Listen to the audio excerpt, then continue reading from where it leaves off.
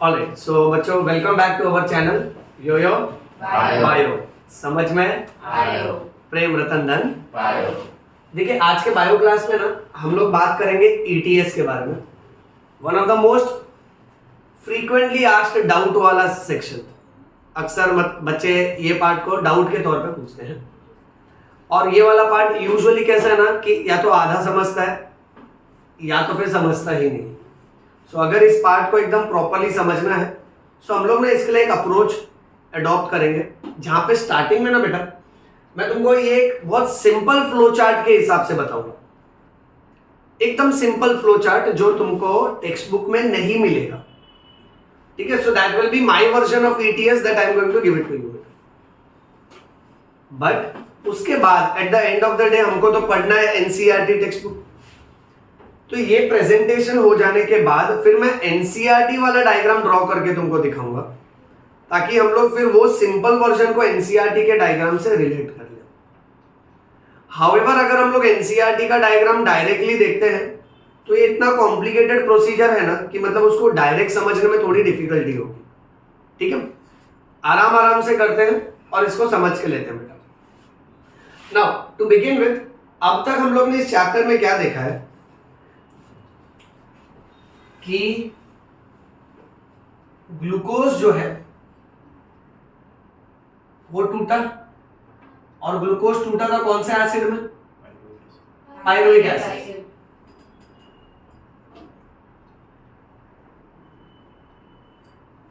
इस स्टेप को हम लोग ने बोला था ग्लाइकोलाइसिस। करेक्ट है बेटा। फिर पायरुविक एसिड जो है वो कन्वर्ट होता है बराबर बेटा एसिटाइल कोएंजाइम ए में। पता है इसको हम लोग लिंक रिएक्शन बोलते हैं। उसके बाद बेटा एसिटाइल कोएंजाइम ए जो है ना, ये कौन से साइकिल में एंट्री मारता है? Krebs cycle. सो यहां सेंटर में ही लिख देता हूं कि यहां पे ये क्रेब्स साइकिल में एंट्री कर रहा है। यहां तक हम लोग चैप्टर डिस्कस कर चुके हैं। बेसिकली इन शॉर्ट चैप्टर इतना ही चला ना बेटा। हम लोग ने ग्लाइकोलाइसिस का एकदम डिटेल्ड आंसर देखा था, और बेटा उसके बाद हम लोग ने क्रेब्स साइकिल का डिटेल्ड आंसर देखा था। अच्छा, क्रेब्स साइकिल तक हमने क्या सीखा है कि क्रेब्स साइकिल अल्टीमेटली हमको नाड़ू और फाड़ू दे रहा है। अब आज के इसमें हमको क्या समझना है, ईटीएस ये प्रोसेस किस काम आता है? ये ना इस नाड़ू और फाड़ू को कन्वर्ट करके देता है किसमें? एटीपी में। जहां पे आज के इस आंसर में हम लोग मेन ये समझेंगे कि one NADH is equal to 3 ATP and one FADH is equal to 2 ATP. तो देखो बच्चों, एकदम आराम से ना इंटेंशन ये समझो कि आज के क्लास में हमको ये फोकस करना है कि कैसे नाड़ू और फाड़ू एटीपी में कन्वर्ट होता है। यानी कोई तो रिएक्शन है जिसको ईटीएस बोलते हैं, ओके, और उसमें नाड़ू और फाड़ू हमको एटीपी बना के देगा। चलो पहले short form full form finish कर लेते हैं। Now this should be electron yes transport system. But बेटा इतने पे रुकने का नहीं, you will also come across another short form, yes, electron transport chain। याद रखो, ये तो बच्चा लोग सोचता है कि एक्सेट्रा लिखा है। ओके, सो इलेक्ट्रॉन ट्रांसपोर्ट सिस्टम भी बोल सकते हैं, इलेक्ट्रॉन ट्रांसपोर्ट चेन भी बोल सकते हैं। सुनते चलो पहले एकदम ध्यान से बेटा। और इस प्रोसेस को टर्मिनल ऑक्सीडेशन भी बोलते हैं। क्या बोलते हैं बेटा? Terminal oxidation. और इस प्रोसेस में जो एटीपी बन रहा है ना, उस एटीपी सिंथेसिस के प्रोसेस को ऑक्सीडेटिव फॉस्फोराइलेशन नाम दिया।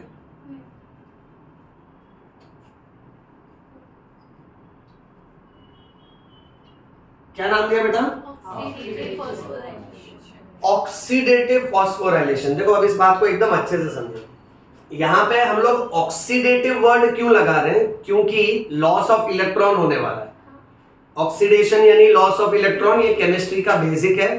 मैंने प्रीवियस क्लास में भी तुमको बताया है जहां हम लोग ग्लाइकोलाइसिस क्रेब्स साइकिल पढ़ रहे थे। ठीक है, तो कोई ना कोई इलेक्ट्रॉन किसी को देगा तो उसका तो इलेक्ट्रॉन का लॉस होगा, इसीलिए ऑक्सीडेटिव लगाया है। और the other way around definition में ऐसे भी ले सकते हैं, किसी भी प्रोसेस को ऑक्सीडेशन तब बोलते हैं जब ऑक्सीजन ऐड होता है। करेक्ट है। इस पूरे फ्लो चार्ट में ऑक्सीजन एकदम लास्ट में ऐड होगा बच्चों। ओके, क्योंकि ऑक्सीजन का इन्वॉल्वमेंट है, इलेक्ट्रॉन का लॉस है, इसीलिए ऑक्सीडेटिव वर्ड लगा। और फॉस्फोराइलेशन क्यों लग रहा है? क्योंकि हम सबको पता है भाई, अगर एटीपी बनाना है तो एडीपी का फॉस्फोराइलेशन करना पड़ेगा ना, यानी एडिनोसाइन डाइफॉस्फेट में एक फॉस्फोरस ऐड करना पड़ेगा। देखो जब कार्बन डाइऑक्साइड ऐड होता है तो हम लोग उसको कार्बोक्सिलेशन बोलते हैं। वैसे ही बेटा जब फॉस्फोरस ऐड होगा तो रिएक्शन को फॉस्फोराइलेशन बोलेंगे। सो ऑक्सीडेशन प्रोसेस की वजह से एनर्जी रिलीज होती है, वो एनर्जी फॉस्फोराइलेशन करवा देती है एडीपी का, ताकि क्या बन सके? ATP. अगर तुमको याद है, मैं लिख भी देता हूं यहाँ पे, कोई भी वर्ड छोड़ूंगा नहीं आज इस क्लास में, हर एक वर्ड मेंशन करूंगा। तुम लोग आराम आराम से घर पे जाके इसका नोट्स बनाना बेटा, ये सिर्फ इंट्रोडक्शन चल रहा है। फोटोसिंथेसिस प्रोसेस में हम लोग इसी को फोटोफॉस्फोराइलेशन बोलते थे।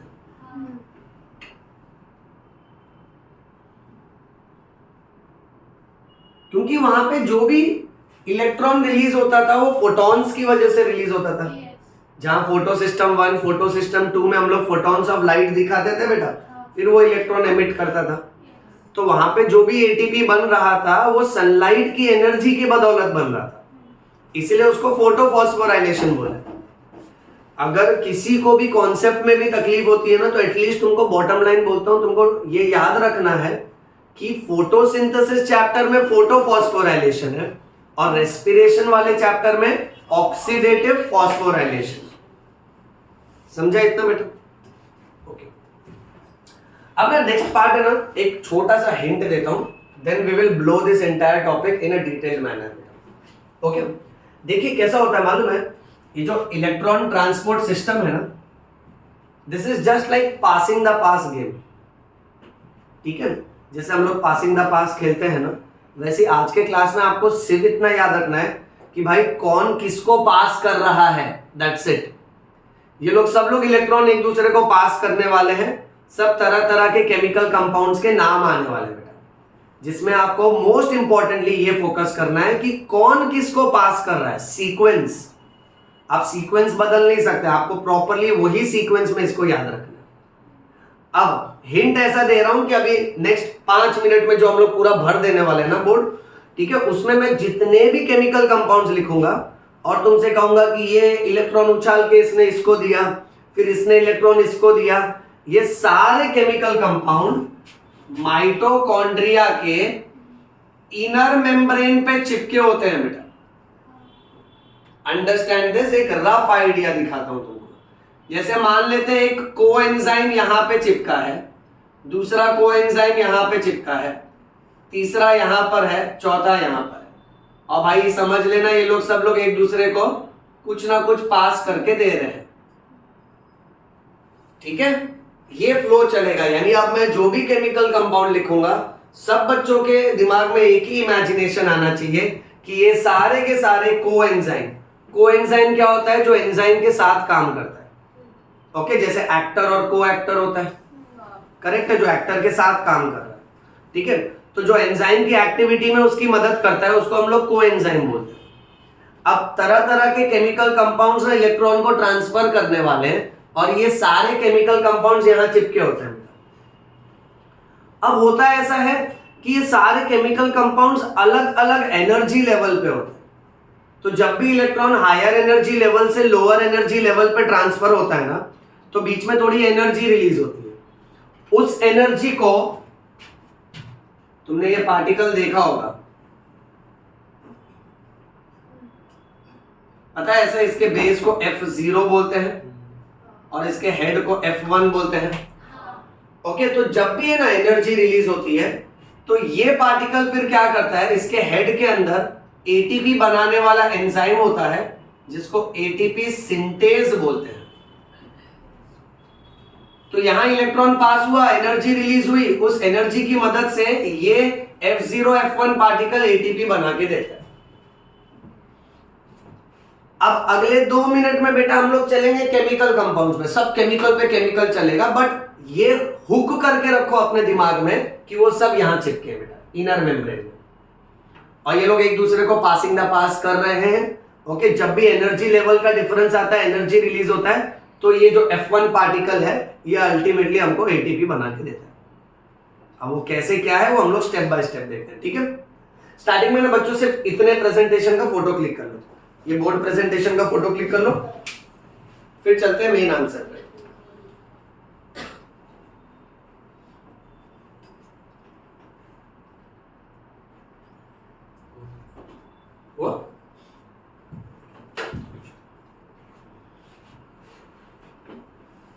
ये मैंने स्टार्टिंग का पार्ट इसीलिए लिखा है बच्चों, ताकि कैसे है ना कि पुराने पार्ट से हम लोग डिस्कनेक्ट ना हो जाए।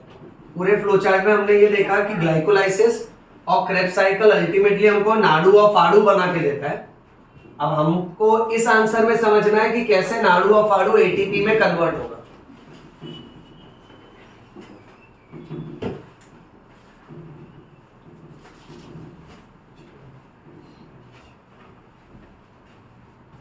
ओके, ये वाला पार्ट है ना इजी है अभी जो मैं करा रहा हूं ना, I am happy about it because मुझे मालूम है ये तुमको समझ जाएगा।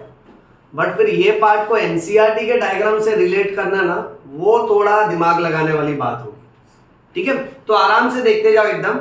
और बेटा 2 बात याद रखना, एक कौन किसको पास कर रहा है, दूसरा ये सब के सब इनर मेम्ब्रेन पे चिपके हुए, बस उतना दिमाग में बैठा के रखो, बाकी पूरा आंसर आराम से निकाल लूंगा मैं, ठीक है ना। क्रेब्स साइकिल रिवाइज किया आपने, एटलीस्ट एक बार पढ़ा है। क्रेब्स साइकिल में याद है हम लोग अपने शॉर्ट ट्रिक से पढ़ते थे OCCIOKCFF, याद है? ये सब एसिड के नाम है। अब एक क्वेश्चन पूछता हूं, वो आंसर करो, फिर आंसर चालू करते हैं। इस पूरे क्रेब्स साइकिल की चक्री में NaDH2 नाडू 3 जगह पे बन रहा था, 3 जगह पे। आराम से सोच सोच के बताओ, सबसे पहले नाडू किसके और किसके बीच में बन रहा था? आपको चाहिए तो आप बुक में देख भी सकते हो, कोई प्रॉब्लम नहीं है बच्चों। क्रेब्स साइकिल ओपन कर लो, रिफर कर लो, बट ये आराम से देख के आंसर करो, किसके और किसके बीच में सबसे पहले नाडू बना। मैं तुमको हिंट दे देता हूं, पहले हम लोग हाइड्रेशन बोलते थे, फिर डिहाइड्रेशन, फिर रीहाइड्रेशन, तो वो 3 में तो बना ही नहीं है। फिर जब ऑक्सीडेशन बोला ना तब बना, चेक करो। आइसोसिट्रिक एसिड और ऑक्सैलोसक्सेनिक एसिड ना। चलो मैं यहां लिख देता हूं। तो सबसे पहले हम लोग रेफरेंस ले रहे हैं कौन से साइकिल का? क्रेब्स साइकिल का। क्रेब्स साइकिल ने हमको सिखाया कि भाई आइसोसिट्रिक एसिड और ऑक्सैलोसक्सेनिक एसिड, इन दोनों के बीच में नाडू बना था बेटा। अच्छा, इन दोनों के बीच में नाडू बना था, यानी आइसोसिट्रिक एसिड जब ऑक्सैलोसक्सेनिक एसिड में कन्वर्ट हो रहा होगा तो उसने हाइड्रोजन डोनेट किया होगा, वो हाइड्रोजन नाड़ ने एक्सेप्ट किया होगा और नाड़ बन गया होगा नाडू। बराबर बेटा? एकदम आराम से करते हैं, ठीक है। अच्छा, अब आप चेक करिए सेकेंड नाडू किसके किसके बीच में बना? अल्फा कीटो ग्लूटेरिक एसिड और उसके बाद कौन है?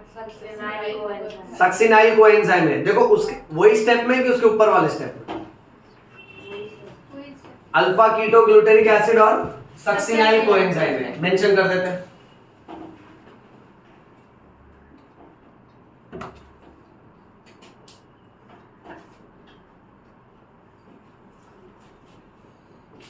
लास्ट वाला तो याद आना चाहिए, पता है वो मालिक को पानी देने का और नाडू लेने का। करेक्ट है? तो अल्टीमेटली मैलिक एसिड और बराबर। बच्चों ये जो पार्ट मैं तुमको बता रहा हूं ना, जिस तरीके से बता रहा हूं, मैं ये पर्सपेक्टिव से तुमको सिखा रहा हूं कि मैं एक स्टूडेंट हूं, मुझे कुछ आता नहीं है, ठीक है? तो एकदम आराम से स्टेप बाय स्टेप कैसे ये बात को समझना है ना, वो पर्सपेक्टिव से मैं तुमको बोल रहा हूं, ओके? वरना ये जिस तरह से बुक में डायरेक्टली प्रेजेंट किया है ना, पता ही नहीं चलता कि कहां से स्टार्ट करें, कैसे क्या रिलेट करें। तो क्रेब्स साइकिल के रेफरेंसेस से हमको पता चला, नंबरिंग भी लगा देते हैं, कि नाड़ू 3 जगह पे बन रहा था। अच्छा, अब ये 3 बार लिखने से अच्छा मैं तीनों को ना कॉमन फ्लो चार्ट में ले लेता हूं कि ये तीनों प्रोसेस में अल्टीमेटली हुआ क्या था, कि ये तीनों प्रोसेस में हाइड्रोजन रिलीज हुआ था, ठीक है? तो इस तरीके से इसको दिखा देते हैं।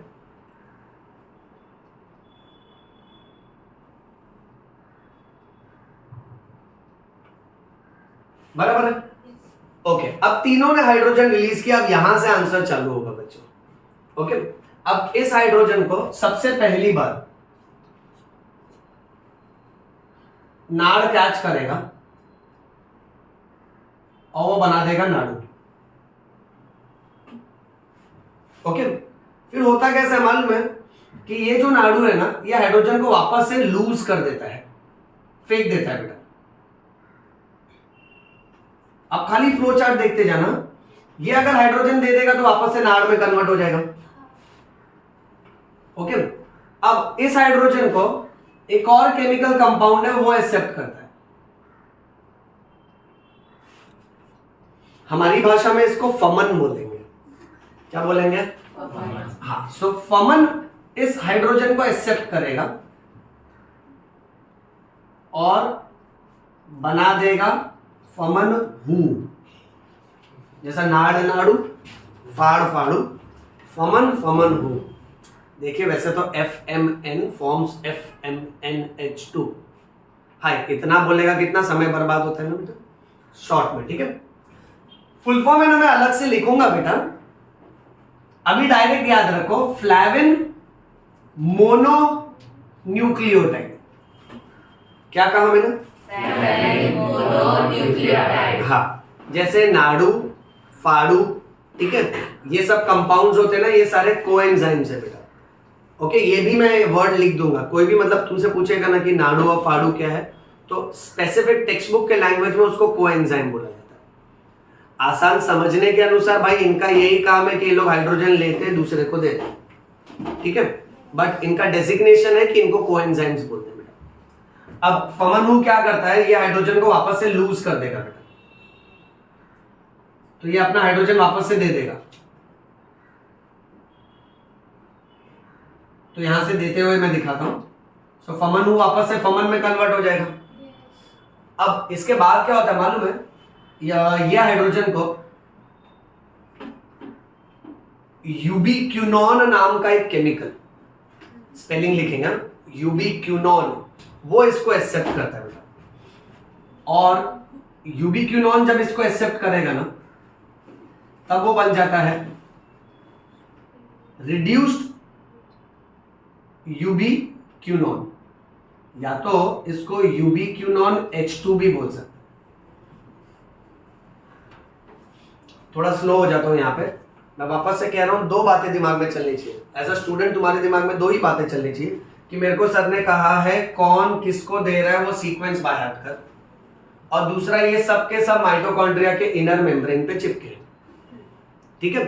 बाकी क्या केमिकल है वो मैं एक एक करके प्रेजेंट करते जाता हूं, तुम देखते जाओ सर, ठीक है? सो नाड़ू से फमन हु तक बात गई, फमन हु से अब यूबिक्विनोन तक बात है।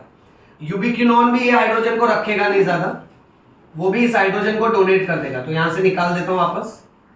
तो मैं कह सकता हूं अब जो रिड्यूस्ड यूबिक्विनोन था उसने हाइड्रोजन लूज किया, तो वो ऑक्सीडाइज्ड यूबिक्विनोन हो गया, या तो उसको सिर्फ यूक्यू लिख सकते हैं फॉर्मूला में। अब ये जो हाइड्रोजन है ना बेटा, अगर हम लोग केमिस्ट्री क्लास के हिसाब से चलें, यहां मैं शॉर्ट में लिख देता हूं कि केमिस्ट्री हमको सिखाता है हाइड्रोजन के अंदर एक प्रोटॉन और एक इलेक्ट्रॉन होता है, ठीक है, हाइड्रोजन एक ऐसा एलिमेंट है जिसके अंदर एक प्रोटॉन और एक इलेक्ट्रॉन है। तो अगर मेरे फ्लो चार्ट में H2 है, यानी इसके पास 2 प्रोटॉन और 2 इलेक्ट्रॉन होगा। एक एक छोटा छोटा ट्रांजिशन आराम से बता रहा हूं, एकदम फोकस करो बेटा। तो अब क्या होता है मालूम है बच्चा, ये हाइड्रोजन में ये स्प्लिट हो जाता है। ये क्या करता है, 2 प्रोटॉन नीचे दे देता है और 2 इलेक्ट्रॉन यहां दे देता है। अब साइकिल में आगे की तरफ सिर्फ इलेक्ट्रॉन का ही ट्रांसपोर्ट होता है, इसीलिए इस साइकिल को बोला है इलेक्ट्रॉन ट्रांसपोर्ट सिस्टम। यानी इस वाले एस्पेक्ट से आगे अलग अलग केमिकल कंपाउंड सिर्फ इलेक्ट्रॉन को ही ट्रांसफर करते हैं। अगेन तुम्हारा चैलेंज वही रहता है कि अब तुमको अलग अलग केमिकल बाय हार्ट करने हैं सीक्वेंस में, जो इलेक्ट्रॉन को पासिंग द पास करने वाले हैं। ओके, अब इन सारे केमिकल के बारे में मैं तुमको एक पैटर्न में ही बता देता हूं, वैसे ही याद रखो, बहुत अच्छा होगा। सबसे पहले इन इलेक्ट्रॉन को एक्सेप्ट करता है केमिकल जिसका नाम है साइटोक्रोम BC1। उसके बाद इन इलेक्ट्रॉन को एक्सेप्ट किया जाता है नेक्स्ट केमिकल के द्वारा जिसका नाम है साइटोक्रोम C। उसके बाद इलेक्ट्रॉन को लेगा साइटोक्रोम A और लास्ट में इलेक्ट्रॉन को एक्सेप्ट करता है cytochrome A3। So cytochrome BC1, cytochrome C, cytochrome A, cytochrome A3। बस इतना ही सीक्वेंस है। स्टार्टिंग के 3 केमिकल है और यहां के 4 केमिकल है। ये 7 केमिकल को हमको सीक्वेंस में याद रखना है अगर हमको ETS मास्टर करना है तो, कि ये पासिंग द पास किसके किसके बीच में हो रही है। पहले नाडू ने फमनहू को दिया, फमनहू जो है उसने यूबिक्यूनोन को दिया, ठीक है। फिर उसके बाद cytochrome BC1, cytochrome C, cytochrome A और साइटोक्रोम A3। यानी मैं भी एज ए ह्यूमन मैं इसको ऐसे ही याद रखता हूं, BC1 और C को साथ में याद रखता हूं क्योंकि वो C और C मुझे जोड़ी जोड़ी में याद हो जाता है, और A और A3 को साथ में याद रखता हूं। सो BC1, C और A और A3, ठीक है। तो ये लोग सबके बीच में अभी इलेक्ट्रॉन घूमने वाला है। अब प्रॉब्लम किधर आता है मालूम है, कि इसमें भी और एड ऑन इंफॉर्मेशन है छोटा छोटा, जिसको बीच में समझते समझते परेशानी होती है। तो पहला छोटा इंफॉर्मेशन ये समझना है कि ये सारे के सारे है ना 2-2 मॉलिक्यूल है, और इसका डिटेल्ड वर्जन ये कहता है कि ये सारे साइटोक्रोम जो है ना ये आयरन कंपाउंड्स होते हैं,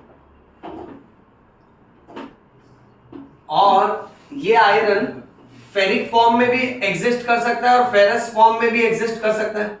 केमिस्ट्री, फेरिक फॉर्म यानी Fe3+ और फेरस फॉर्म यानी Fe2+। क्योंकि ये सब 2-2 मॉलिक्यूल है इसलिए 2-2 लिखेंगे हम लोग, और सबके अंदर आयरन भरा पड़ा है। तो हर जगह में सेम चीज पहले कॉपी पेस्ट कर देता हूं।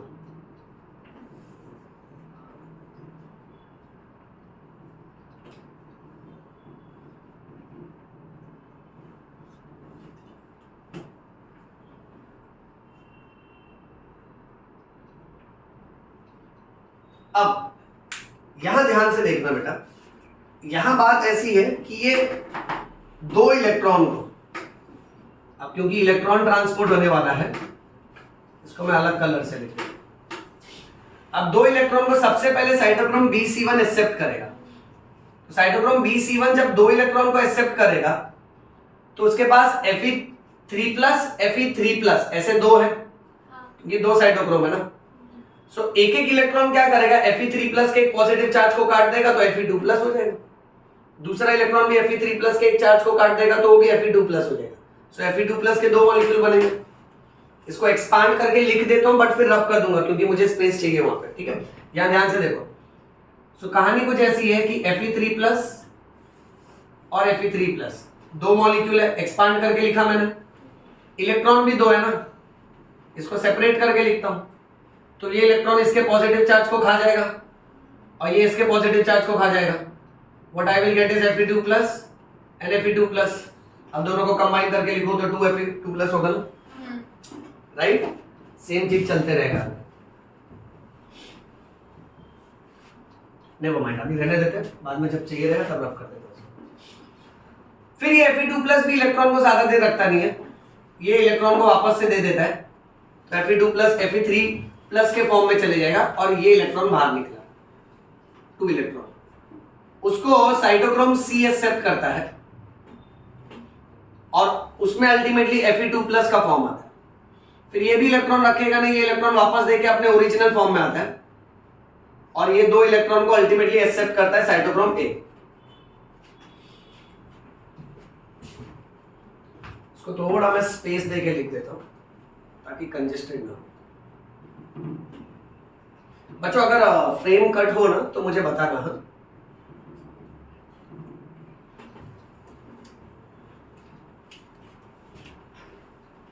Two molecule of cytochrome BC1, पहले ये था, फिर था 2 मॉलिक्यूल ऑफ साइटोक्रोम C, उसके बाद 2 molecule of cytochrome A and 2 molecule of cytochrome A3। Okay,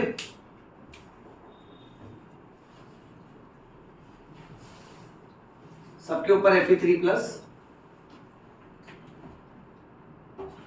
और सबके नीचे Fe2+।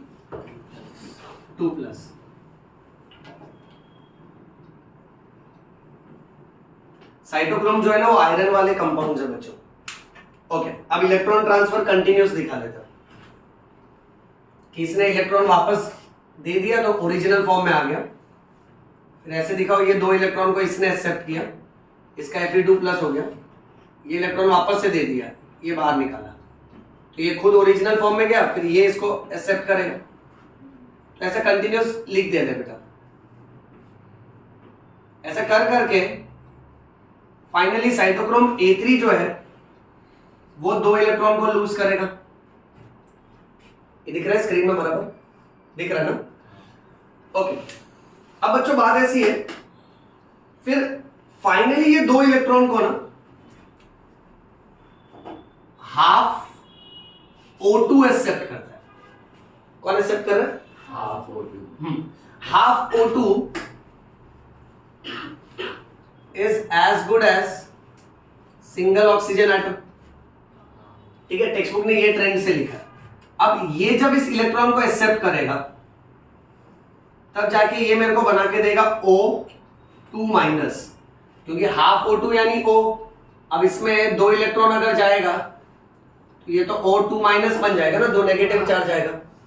अच्छा देखते रहना बेटा, ये O2- इस प्रोटॉन के साथ कंबाइन होगा, इन दोनों का कॉम्बिनेशन दिखाते बेटा।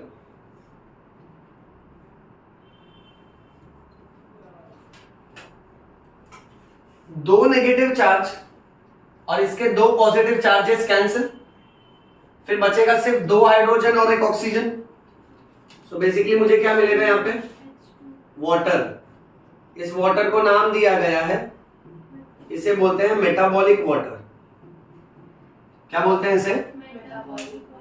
ओके, यहां पर फ्लो चार्ट कंप्लीट हो गया, मेन पार्ट हो चुका है बच्चों, जहां आपको 7 केमिकल कंपाउंड्स पर फोकस करना है। स्टार्टिंग के 3 और बाद में के 4। स्टार्टिंग के 3 है नाडू, फमनहू, यूबिक्विनोन। ठीक है, उसके बाद cytochrome BC1, cytochrome C, cytochrome A और साइटोक्रोम A3। ओके, अब यहां तक मेटाबॉलिक वाटर बना है। अब इस पूरी स्टोरी में फाड़ू की भी एंट्री होगी बेटा। ओके, क्रेब्स साइकिल में फाड़ू एक ही जगह बन रहा था, करेक्ट, फ्यूमेरिक एसिड के पहले, याद आ रहा है? अच्छा, तो कौन सा केमिकल कंपाउंड था उसके पहले?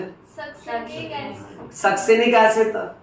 सो सक्सेनिक एसिड और फ्यूमेरिक एसिड के बीच में। चलो, तो अब वो वाला पार्ट हम लोग यहाँ पे रिप्रेजेंट करते हैं। सो इसी क्रेब्स साइकिल में जहां पे 3 जगह पे नाड़ू बना, हम दिखाएंगे कि इसी क्रेब्स साइकिल में सक्सेनिक एसिड कन्वर्ट हुआ था किसमें? फ्यूमेरिक एसिड में। और इस कन्वर्जन के दौरान इसने भी तो अपना हाइड्रोजन बाहर फेंक दिया था। उस हाइड्रोजन को फाड़ ने कैच किया था और क्या बना के दिया था? फाड़ू। ठीक है, अब फाड़ू क्या करता है, फाड़ू अपने हाइड्रोजन को डोनेट करता है और फाड़ू का हाइड्रोजन साइकिल में यूबिक्विनोन वाले स्टेप से कंटिन्यू करता है। यानी नाड़ू का हाइड्रोजन तो यूं जा रहा है स्ट्रेट, फाड़ू यहां से ज्वाइन कर रहा है साइकिल को। एम आई वेरी क्लियर बेटा, ये समझा? अच्छा, फाड़ू अगर अपना हाइड्रोजन दे देगा तो वापस से फाड़ में कन्वर्ट हो जाएगा, फिर वो फाड़ वापस से जब क्रेब्स साइकिल चलेगा वापस से फाड़ू में कन्वर्ट होगा, वो हाइड्रोजन देते रहेगा, इन सबको देते रहेगा।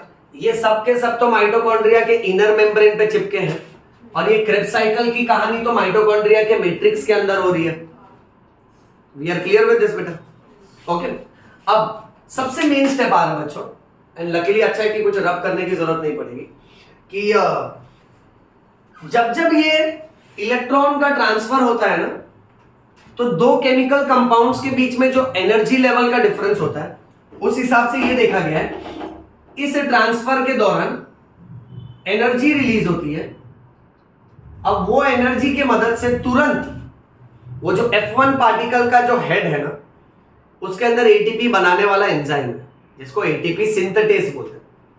वो एंजाइम तुरंत क्या करता है, जो भी एनर्जी निकल रही है उस एनर्जी की मदद से एडीपी को आईपी से जोड़ देता है ताकि क्या बन सके, एटीपी। बच्चा ध्यान से देखना, ये पहला एटीपी यहां बना, दूसरा एटीपी यहां बनता है।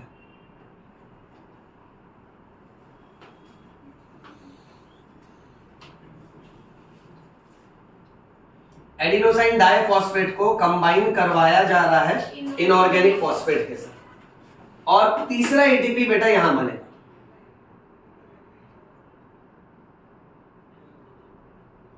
Same combination adenosine diphosphate combining with IP. अब ना बच्चों, आप लोग एज अ स्टूडेंट इस जंक्शन पे पहले ये याद रखो कि भाई एटीपी किसके किसके बीच में बन रहा है, क्योंकि ये बहुत क्रूशियल एमसीक्यू है, बहुत क्रूशियल है, बहुत ही ज्यादा इंपॉर्टेंट है कि आपको ये क्लियरली पता होना चाहिए कि पहला एटीपी नाडू और फमनहू के बीच में बन रहा है, दूसरा एटीपी साइटोक्रोम BC1 और C के बीच में बन रहा है, तीसरा एटीपी साइटोक्रोम A और साइटोक्रोम A3 के बीच में बन रहा है। ठीक है, ओके। अब आप खुद नोटिस करो कि नाड़ू जब साइकिल में एंट्री मार रहा है तो उसके एंट्री के बाद कितना एटीपी बन रहा है, 3, और फाड़ू ने जब एंट्री मारी तो उसके बाद कितना एटीपी बन रहा है, 2। इसलिए देखो स्कूल लेवल से हम लोग ये चिल्लाते आ रहे हैं कि भाई ETS जो है ये हमको क्या बताता है कि एक नाड़ू की कीमत कितनी एटीपी है, 3 एटीपी है, और एक फाड़ू की कीमत कितनी एटीपी है, 2 एटीपी है। तो देखो ये वाला इंपॉर्टेंट पार्ट भी यहाँ क्लियर हो जाता है फ्लो चार्ट में। Okay, so 1 NADH is equal to 3 ATP, क्योंकि नाड़ू की एंट्री के बाद में 3 एटीपी बनता है। कहां कहां पे नोटिस कर लो, नाड़ू और फमनहू के बीच में, BC1 और C के बीच में, साइटोक्रोम A और A3 के बीच में। फाड़ू की एंट्री के बाद सिर्फ 2 ही एटीपी बन रहा है, BC1 और C के बीच में, A और A3 के बीच में। इतना समझा बेटा? ओके, अब लेवल अप करते हैं। इसमें अब और एड ऑन छोटे छोटे पॉइंटर्स आते जाते हैं बीच में, और उस पे भी एमसीक्यूज आते हैं। अब एनसीईआरटी ने क्या किया ना, देखिए आपके सामने सारे केमिकल कंपाउंड्स मैंने रख दिए कि ये सीक्वेंस में पासिंग द पास होता है, उसके वजह से एटीपी बनता है। अब एनसीईआरटी ने क्या किया ना, कुछ कुछ केमिकल कंपाउंड्स को कॉम्प्लेक्स का नाम दे दिया। मतलब ये 7 कंपाउंड है ना, तो इनमें से कुछ को उठा के कॉम्प्लेक्स 1 बोला है, किसी को कॉम्प्लेक्स 2 बोला है, किसी को कॉम्प्लेक्स 3 बोला है, किसी को कॉम्प्लेक्स 4 बोला है, और कोई पार्ट को कॉम्प्लेक्स 5 बोला है। ओके, अब अपने को वो बाय हार्ट करना पड़ेगा सेपरेटली, तो मैं अच्छे से यहां लिख देता हूं, सब लोग नोटिस करना बेटा। इस पे एमसीक्यू अलग से ही आता है। ETS के कॉम्प्लेक्सेस, कॉम्प्लेक्स 1 जो है ना, नाड़ू वाले पार्ट को बोला है। ओके, ये जो पार्ट है ना, और मैं यहां ही लिख देता हूं तो सबसे बेस्ट रहेगा, तुमको याद भी रहेगा।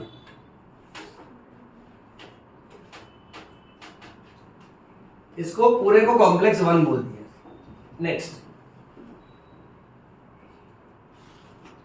कॉम्प्लेक्स 2 जो है ना, फाड़ू वाले पार्ट को बोला।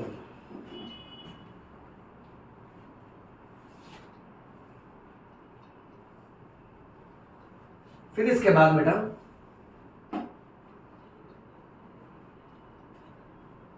कॉम्प्लेक्स 3 जो है ना, साइटोक्रोम BC1 और C को बोला है। ओके,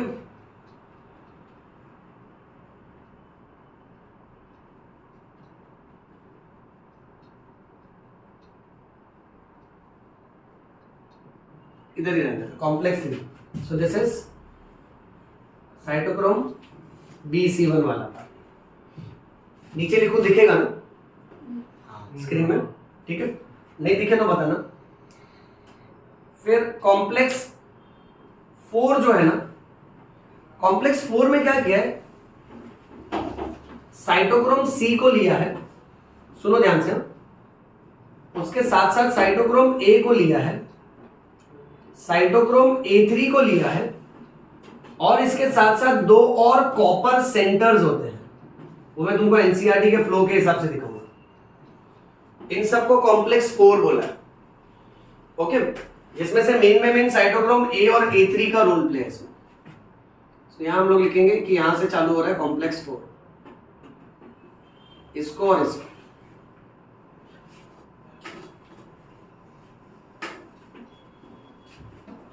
लास्ट कॉम्प्लेक्स 5 जो है ना, इस पूरे आंसर में दिखेगा नहीं। कॉम्प्लेक्स 5 के लिए आपको याद रखना पड़ेगा कि माइटोकॉन्ड्रिया के इनर मेम्ब्रेन पे ये भाई साहब है, इसको हम लोग वन वर्ड में ऑक्सीजोम्स बोलते हैं, और हाँ, इसको एलिमेंट्री पार्टिकल भी बोलते हैं।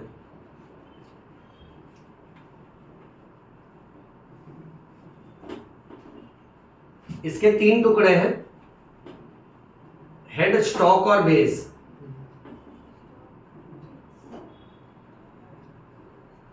जिसमें से बेस को F0 बोलते हैं और हेड को F1 बोलते हैं। नीट में ना इतना छोटा छोटा एमसीक्यू पूछते हैं ना बच्चों कि ये भी आता है F0 कौन सा है, F1 कौन सा है।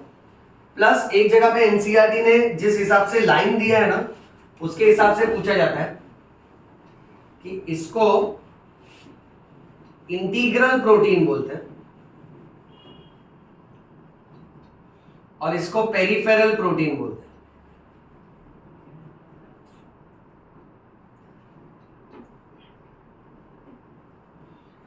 पेरिफेरल प्रोटीन का दूसरा नाम है एक्सटर्नल प्रोटीन, या तो एक्सट्रिंसिक प्रोटीन भी बोल सकते हैं, और इंटीग्रल यानी इंट्रिंसिक प्रोटीन। अब ऐसा फैंसी नाम क्यों दिया है, क्योंकि ये जो पार्टिकल है, जब माइटोकॉन्ड्रिया में हम लोग देखते हैं इसको, मान लेते हैं ये माइटोकॉन्ड्रिया का इनर मेम्ब्रेन, अब इधर ये पार्टिकल चिपका है, ये इसका बेस, स्टॉक और ये उसका हेड। तो बेस और स्टॉक वाला पार्ट इनर मेम्ब्रेन के साथ फ्यूज्ड है, उसके अंदर समाया हुआ है, इसलिए इंटीग्रल। और हेड वाला पार्ट वहां से निकल के पेरिफेरी की तरफ आ रहा है, यानी इट इज प्रोजेक्टिंग आउट, इसलिए उसको पेरिफेरल बोला है। ये छोटा सा ग्रामर भी कुछ कुछ एमसीक्यू में आता है, एंड आई होप दैट ये आएगा ना तो ये गेम चेंजर होता है, क्योंकि ये सब बच्चे ना नोटिस नहीं कर पाते और सब टीचर्स भी इतना घुस घुस के एक एक वर्ड नहीं बताते। ये याद रखना, ये भी मतलब बहुत इंपॉर्टेंट है, क्योंकि ये डिस्टिंग्विशिंग पॉइंट है बच्चों। अब इसमें से ये जो हेड वाला पार्ट है ना, इसके पास एटीपी बनाने वाला एंजाइम है, उस एटीपी बनाने वाले एंजाइम को कॉम्प्लेक्स 5 बोला है। सो कॉम्प्लेक्स 5 F1 पार्टिकल के हेड में है। ओके, इस एंजाइम का नाम है एटीपी सिंथेज।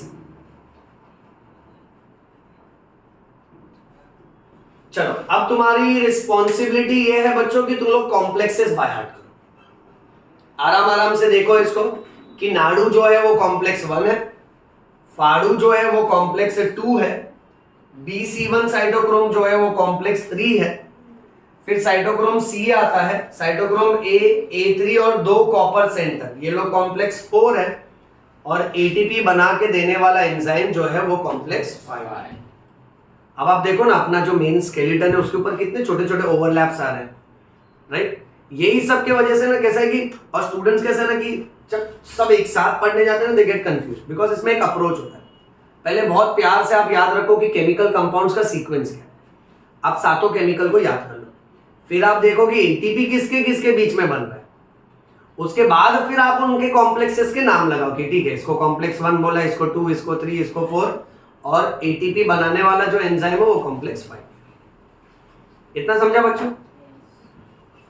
ओके, अब बचा इसका शॉर्ट फॉर्म फुल फॉर्म, जिसमें से आई थिंक मेजॉरिटी तो आपको मालूम ही है, नाडू और फाड़ू का मालूम है ना, खाली मैं फमन का और वो यूबिक्विनोन का स्पेलिंग लिख देता हूं बेटा।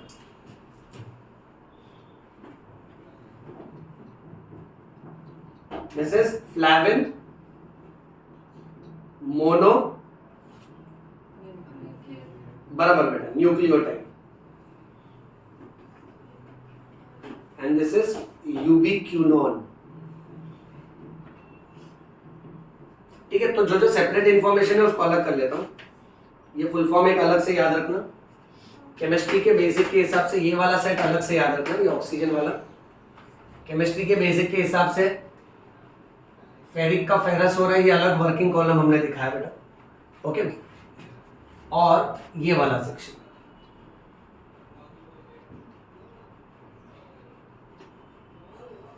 सो ये सब है ना, this is not a part of cycle है, ये खाली एक्सप्लेन करने के लिए सर ने लिखा है, बाकी पूरा का पूरा साइकिल का पार्ट है, ओके। और स्पेलिंग देख लो एक बार ध्यान से, फ्लैविन मोनोन्यूक्लियोटाइड और यूबिक्विनोन। इस बीच में ना दो ग्रामर तुमको सिखा के रखता हूं, और एक भी सेक्शन मिस नहीं करेंगे। कोई भी तुमसे पूछेगा ना कि नाडू और फाड़ू क्या है, text book language he by heart करो, सो ये लोग दोनों कोएंजाइम्स। कोई भी हमसे अगर पूछता है ना कि भाई साइटोक्रोम क्या है, तो बोलने का cytochrome are electron transfer agent. मेन पासिंग द पास तो ये लोग नहीं किया ना, तो इनको है ना टेक्स्ट बुक ये लैंग्वेज के हिसाब से बुला, अलग अलग साइटोक्रोम जो है they are electron transfer agents. ठीक है, अब आप ये स्कीमेटिक को देखो कितना हॉरिबल लग रहा है ना, ओके। मेरा एक सिंपल सा रिक्वेस्ट है बच्चों, ठीक है, इसका नेक्स्ट वाला पार्ट तो और भी हॉरिबल है, let me tell you. NCERT का डायग्राम तो वो तो बहुत भयंकर दिया है, सोचो अब जब उसमें हम लोग प्लेस करेंगे ना, देन यू विल रियलाइज कि हाँ सर हमको ये मेन फ्लो चार्ट आता था इसलिए वो समझ में, तो वो भी हम लोग करते हैं आराम से, उसका कोई टेंशन नहीं है। एक सबसे इंपॉर्टेंट इंस्ट्रक्शन है बच्चों की इस चैप्टर का ना, नोट्स मेंटेनेंस। देखो जो बातें एनसीईआरटी में डायरेक्ट दी है तो मैं तुमसे लिखवाता भी नहीं हूं, मैं तुमसे कहता हूं एनसीईआरटी पढ़ लो डायरेक्ट, समझ लो, उसको कोई प्रॉब्लम नहीं है। बट यहाँ पे कैसा ना थोड़ी बातें तोड़ मरोड़ के की गई है, इसलिए तुमने देखा है कि मैंने फोटोसिंथेसिस चैप्टर में 4 आंसर तुमसे बहुत स्ट्रिक्टली करवा के लिया था। Cyclic photophosphorylation, non cyclic photophosphorylation, C3 cycle, C4 cycle, because मुझे एज ए टीचर मालूम है कि ये 4 सेक्शन मेरे बच्चे का स्ट्रांग है ना, तो फाइट कर लेगा आराम से चैप्टर से। सिमिलरली रेस्पिरेशन चैप्टर में 3 फ्लो चार्ट बहुत डेंजर इंपॉर्टेंट है, गेस कौन सा? Glycolysis, Krebs cycle, ATP, electron transport system. तो ये जो कोई फ्लो चार्ट अंडरस्टैंड ना, फ्लो चार्ट यानी आपको कोई भी एक बुक में स्टैंडर्ड तरीका नहीं मिलेगा। आपका टीचर क्या करता है ना, 3-4 सोर्स बुक को कंबाइन करके सारा का सारा सफिशिएंट नोट एक ही प्रेजेंटेशन में देता है। तो ये फ्लो चार्ट इसीलिए आप है ना अच्छे से मेंटेन करके रखो, ताकि जब आपका 12th स्टैंडर्ड का बोर्ड्स हो जाए ना, उसके बाद जब आप नीट दोगे तो उस टाइम पे है ना गारंटेड मैक्सिमम बच्चे हैं ना ये भूल चुके होते हैं। बहुत सौ के पास तो अपने खुद के नोट्स होते भी नहीं है, उनको पता भी नहीं रहता कि टीचर ने क्या करवाया था वो टाइम पे। ठीक है, तो या तो उनके पास नोट्स नहीं होंगे, अगर नोट्स होंगे तो उनको कॉन्सेप्ट याद नहीं रहता। अपने को ये दोनों कैटेगरी में नहीं आना है, हमारे पास नोट्स भी होने चाहिए, plus at the same time हमारा कैसा थोड़े थोड़े टाइम में इसका रिवीजन भी होते रहना चाहिए। और अगर फिर भी अगर आप भूल गए तो सबसे बेस्ट पार्ट है, इसलिए हम लोग इसको ऑन रिकॉर्ड ले रहे हैं, ताकि जो स्टूडेंट कभी भी इसको वापस से पढ़ना चाहे वो पढ़ सके। ठीक है, चलिए इसका फोटो क्लिक कर लो, फिर हम लोग नेक्स्ट पार्ट पे चलते हैं।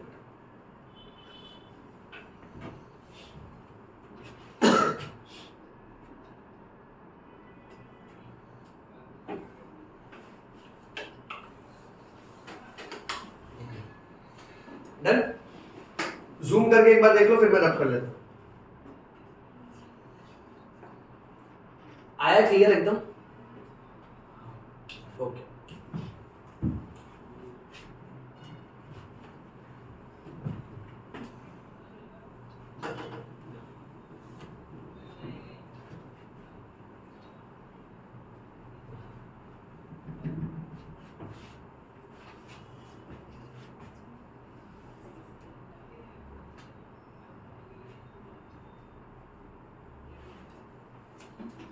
बच्चों आप लोग एनसीईआरटी टेक्स्ट बुक लाए हो? हाँ सर। ओपन करो ना, अगर एनसीईआरटी टेक्स्ट बुक है तो ओपन करो।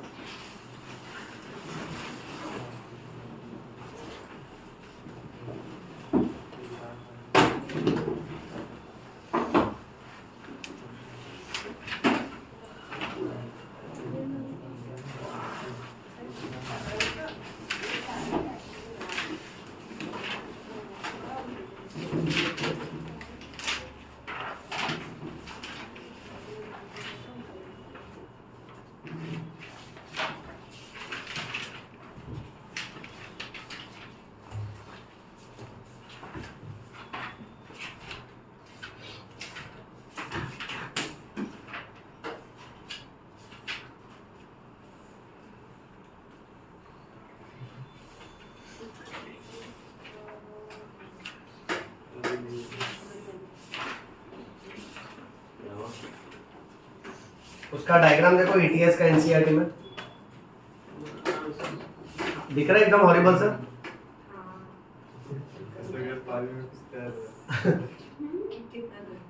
अरे उसमें ना अभी बच्चों एक एक छोटा छोटा चीज है ना, जहाँ पे H+ लिखा है, E- इलेक्ट्रॉन लिखा है, वो सब अभी अपने को है ना मतलब प्रॉपरली अंडरस्टैंड करना पड़ेगा। क्योंकि नीट का एक सबसे गंदा पार्ट क्या होता है मालूम है? सेम डायग्राम छाप देते हैं, कोई भी एक अल्फाबेट या नेमिंग गायब कर देते हैं। नीट में ऐसा स्टैंडर्ड पैटर्न आता है कि मतलब एनसीईआरटी का कोई भी पिक्चर आ सकता है। आप बिलीव नहीं करोगे, कोई भी पिक्चर आ सकता है। जैसे प्लांट किंगडम है, उसमें सब अलग अलग प्लांट्स के फोटो है। अपने को देख के क्या लगता है? सिर्फ लगता है ये प्लांट है। अब वो कौन सा वाला प्लांट है, वो मैर्केंशिया है, ब्रायोफाइटा है, थैलोफाइटा है, क्या है, वो अपने को पहचानना आना चाहिए। तो ये नीट का पैटर्न है। इसीलिए मेरे हर लेक्चर में I will be very clear about this कि हम लोग एनसीईआरटी का ना कोई भी एक सेक्शन मिस ना करें, चाहे वो थियरी हो या डायग्राम।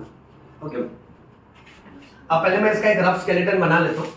सबसे सेंटर में ऐसा एक पट्टी ड्रॉ किया, फिर उसके बाद जस्ट होप इट फिट हो जाए। थोड़ा और नीचे ले सकते हैं ना हम लोग? हाँ सर। कितना दिख रहा है? और भी थोड़ा परफेक्ट है, चलो ठीक है। तो क्या वो लास्ट का F1 पार्टिकल भी फिट हो जाएगा?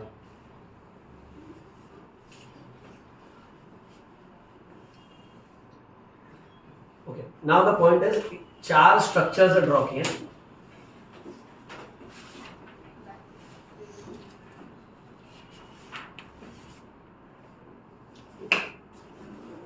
फर्स्ट,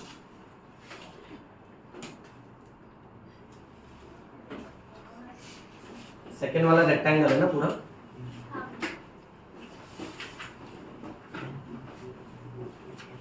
थर्ड वाला फर्स्ट जैसा ही है बट उल्टा शेप है,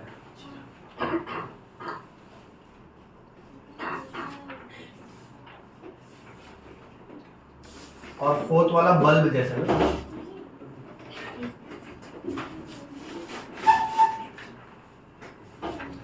और लास्ट में F1 पार्ट।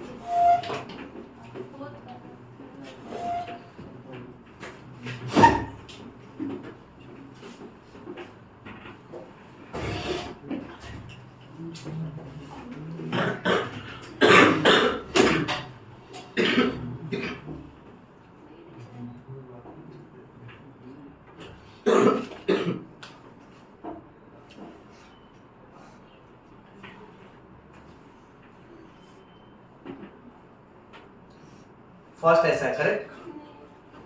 सेकेंड, थर्ड इसका उल्टा है ना?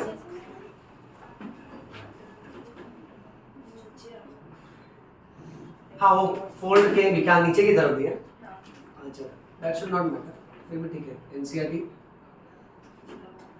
परफेक्ट उसके हिसाब से चल, मतलब एक कट यहाँ दिया ना। हाँ।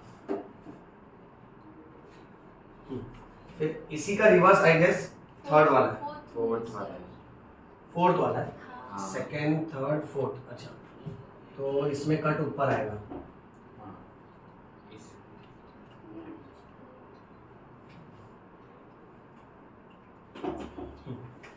फिर ये परफेक्ट रेक्टेंगल है ना।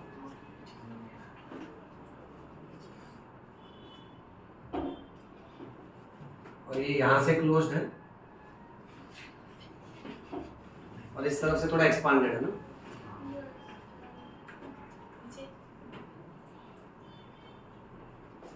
बेटर, चलो ठीक है। अब ना एकदम आराम से बच्चों इसका अंडरस्टैंडिंग रिलेट करते हैं। सबसे पहले ना आपको ये याद रखना बच्चों कि ये जो बीच वाला जो पट्टी है ना, इस पट्टी के ऊपर यहां पे देखो क्या लिखा है, इनर माइटोकॉन्ड्रियल मेम्ब्रेन। एक एक बात तो तुमको समझाऊंगा ताकि अपने को बहुत कम रट्टा मारना पड़े। ऐसा लिखा है यहाँ पे इनर माइटोकॉन्ड्रियल मेम्ब्रेन। अच्छा, फिर उसके बाद इट इज वेरी सरप्राइजिंग कि यहाँ पे लिखा है मैट्रिक्स ना, और यहाँ पे लिखा है इंटर मेम्ब्रेन स्पेस। अब मेरा रिस्पॉन्सिबिलिटी इस प्रेजेंटेशन में केवल ये है कि हमने जो आंसर समझ लिया है ना उसको कोरिलेट कर ले, ताकि टेक्स्ट बुक का लैंग्वेज उसका डायग्राम अपने को समझना चाहिए। तो अब बच्चों इसको समझने के लिए ना आप माइंड में इमेजिन करो एक स्टैंडिंग पोजीशन में माइटोकॉन्ड्रिया,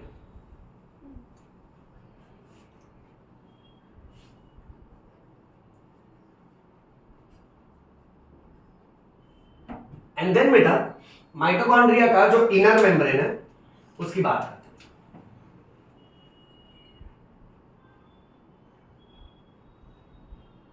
ठीक है, जनरली माइटोकॉन्ड्रिया ऐसा दिखता है, राइट बेटा? ओके, अब ना मस्त समय में नंबरिंग लिखता हूं, तुम लोग माइंड में सोचते जाना। अगर ये मेरा पहला नेमिंग है, ये मेरा दूसरा नेमिंग है, ये मेरा तीसरा है, तो मैं इसको इमेजिन कैसे करूंगा? तो ये लोग हमको कह रहे हैं ये पहला है, ये मेम्ब्रेन के ऊपर जो है वो दूसरा है, और ये तीसरा है। यानी अब मेरा बच्चा तुम्हारे दिमाग में ये चलना चाहिए कि ये जो पट्टी है ना माइटोकॉन्ड्रिया की, ये या तो ये वाली या तो मेरा बेटा ये, इसको अगर मैं जूम करूंगा ना तो ऐसा डबल पट्टी दिख रही है। ठीक है, फिर उसके बाद बेटा यहां 1 क्यों लिखा? क्योंकि आउटर मेम्ब्रेन और इनर मेम्ब्रेन के बीच की जगह, तो ये जो पूरी जगह होगी ना इसको बोला इंटर मेम्ब्रेन स्पेस।